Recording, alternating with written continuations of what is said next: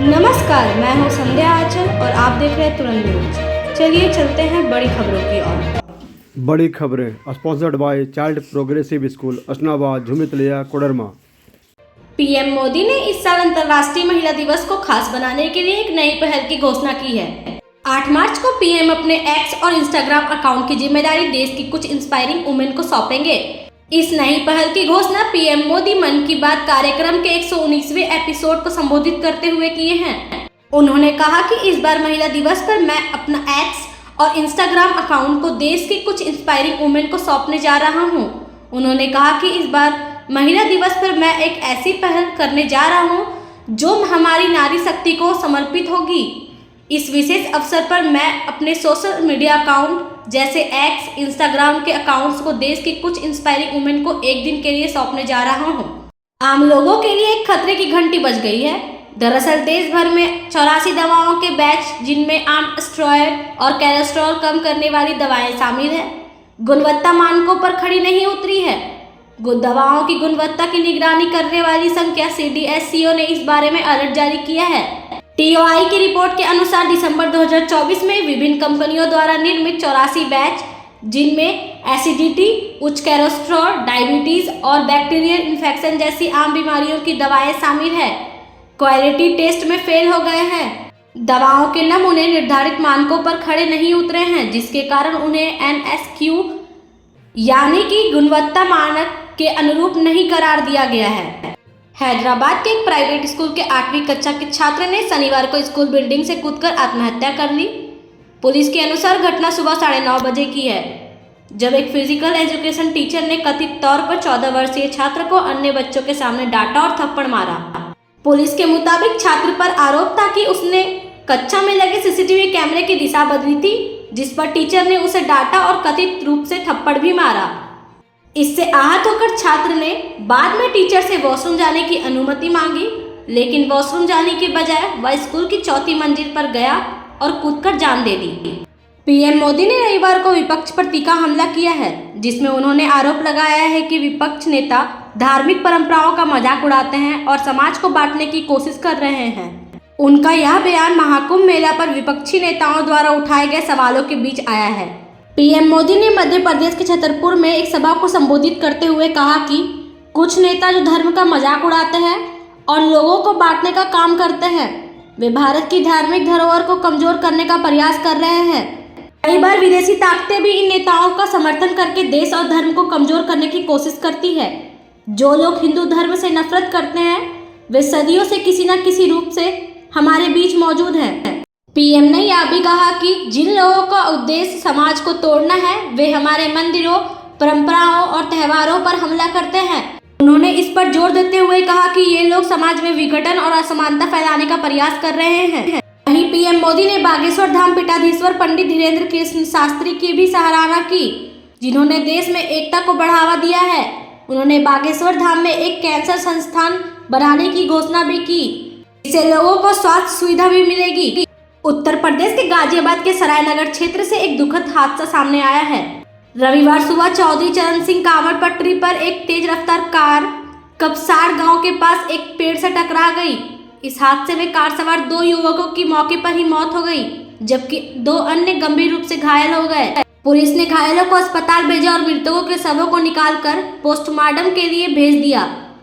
हादसे का शिकार हुए युवक जिला गाजियाबाद के सरायनगर के रहने वाले हैं। 24 वर्षीय नुकुल कश्यप, 22 वर्षीय मनप्रीत उर्फ सोनू, हिमांशु और रोहित शनिवार को मेरठ में एक शादी समारोह में शामिल होने गए थे। शादी के बाद रविवार सुबह वे हरिद्वार की ओर लौट रहे थे। नुकुल कार चला रहा था और अन्य 3 युवक कार में सवार थे। पंजाब के मंत्री कुलदीप सिंह धालीवाल ने रविवार को पंजाब सरकार द्वारा प्रशासनिक सुधारों के गैर मौजूद विभाग को खत्म करने पर प्रतिक्रिया दी। उन्होंने कहा कि विभाग का अस्तित्व महत्वपूर्ण नहीं है, बल्कि पंजाब की भलाई सरकार की प्राथमिकता है। पत्रकारों से बात करते हुए धालीवाल ने कहा, अब इस विभाग को समाप्त कर दिया गया है। हम सभी पंजाब को बचाने के लिए आए हैं। मेरे लिए विभाग महत्वपूर्ण नहीं है, बल्कि पंजाब महत्वपूर्ण है। यह विभाग है या नहीं, यह हमारा एजेंडा नहीं है। बता दें कि सरकार ने 21 फरवरी को जारी एक अधिसूचना में बताया था कि पंजाब सरकार की प्रशासनिक सुधार विभाग मौजूदा वक्त में अस्तित्व में नहीं है आपको यह भी बता दें कि कुलदीप सिंह धालीवाल के पास ही NRI और प्रशासनिक सुधार विभाग था। इसमें प्रशासनिक सुधार विभाग सिर्फ कागजों में चल रहा था। वह 20 महीने से इस विभाग के भी मंत्री थे। हालांकि अब इस विभाग को खत्म करने के बाद उनके पास सिर्फ NRI विभाग बच गया है। क्रिप्टो की दुनिया में एक बहुत बड़ी चोरी हुई है। क्रिप्टो करेंसी एक्सचेंज बायबिट से 1.5 अरब डॉलर यानी कि करीब 13,000 करोड़ रुपए की डिजिटल करेंसी गायब हो गई है। यह इतिहास की सबसे बड़ी क्रिप्टो चोरियों में से एक है। इससे पहले भारत क्रिप्टो करेंसी एक्सचेंज विजरएक्स से भी 2,000 करोड़ रुपए की चोरी हुई थी। कंपनी के CEO बेन झोउ ने सोशल मीडिया प्लेटफॉर्म एक्स पर एक पोस्ट के जरिए इस चोरी के बारे में बताया है। उन्होंने बताया कि एक हैकर ने बायबिट के एक ऑफलाइन इथेरियम वॉलेट पर कब्जा कर लिया। इसके बाद कई ट्रांजैक्शन करके पैसों की चोरी की गई। बता दें कि बिटकॉइन के बाद इथेरियम दुनिया की दूसरी सबसे महंगी क्रिप्टो करेंसी है। सत्करतार शॉपिंग लिमिटेड को एक बार फिर से निवेशकों में खरीदने की होड़ सी दिख रही है। यही वजह है कि बीते 2 कारोबारी दिन के दौरान कंपनी के शेयरों में तेजी देखने को मिला है। बता दें कि शुक्रवार को बाजार के बंद होने के समय पर MSE कंपनी के शेयरों का भाव 5% की उछाल के बाद 173.50 रुपए के लेवल पर पहुंच गया था। बता दें कंपनी के शेयर बाजारों में लिस्टिंग 90% के प्रीमियम के साथ 153 रुपए पर हुई थी। कंपनी का IPO जब आया था उसका प्राइस बैंड 81 रुपए प्रति शेयर तय किया गया था। NSE के डाटा के अनुसार 19 फरवरी को कंपनी के शेयरों का भाव 158.70 रुपए के इंटरडे हाई पर था। 20 फरवरी को कंपनी के शेयर 165.25 रुपए के लेवल पर पहुंच गया। वहीं 21 फरवरी को 173.50 रुपए के लेवल पर पहुंचने में सफल रहा था। बता दें 17 फरवरी से कंपनी के शेयरों में गिरावट देखने को मिली थी। इटली की प्रधानमंत्री जॉर्जिया मेलोनी ने दावा किया है कि वामपंथी अमेरिकी राष्ट्रपति डोनाल्ड ट्रंप की जीत के बाद घबरा गए हैं।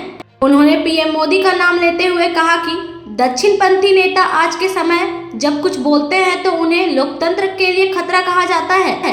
वाशिंगटन DC में कंजर्वेटिव पॉलिटिकल एक्शन कॉन्फ्रेंस में शनिवार को एक वीडियो लिंक के माध्यम से बोलते हुए मेलोनी ने डोनाल्ड ट्रंप और अमेरिकी उपराष्ट्रपति JD वेंस की प्रशंसा की। इटली की PM ने कहा कि ट्रंप की सत्ता में वापसी से वामपंथियों में हताशा है। वामपंथियों पर निशाना साधते हुए मेलोनी ने कहा कि लेफ्ट में आज इसलिए ही हताशा नहीं है कि दक्षिणपंथी नेता जीत रहे हैं, बल्कि इसलिए भी है कि वे एक साथ अंतर्राष्ट्रीय स्तर पर काम कर रहे हैं। उन्होंने आगे कहा, आज जब ट्रंप, मेलोनी, जेवियर या शायद मोदी बात करते हैं तो उन्हें लोकतंत्र के लिए खतरा कहा जाता है। मेलोनी ने आगे कहा, यह उनके दोहरे मापदंड है, लेकिन हम इसके आदी हैं। अच्छी खबर यह है कि लोग अब उनके झूठ पर विश्वास नहीं करते हैं, भले ही वे हम पर कितना भी कीचड़ उछाले। जनता हमें वोट देती रही है। अभी के लिए इतना ही, फिर मिलेंगे बड़ी खबरों के साथ। तब तक के लिए नमस्कार।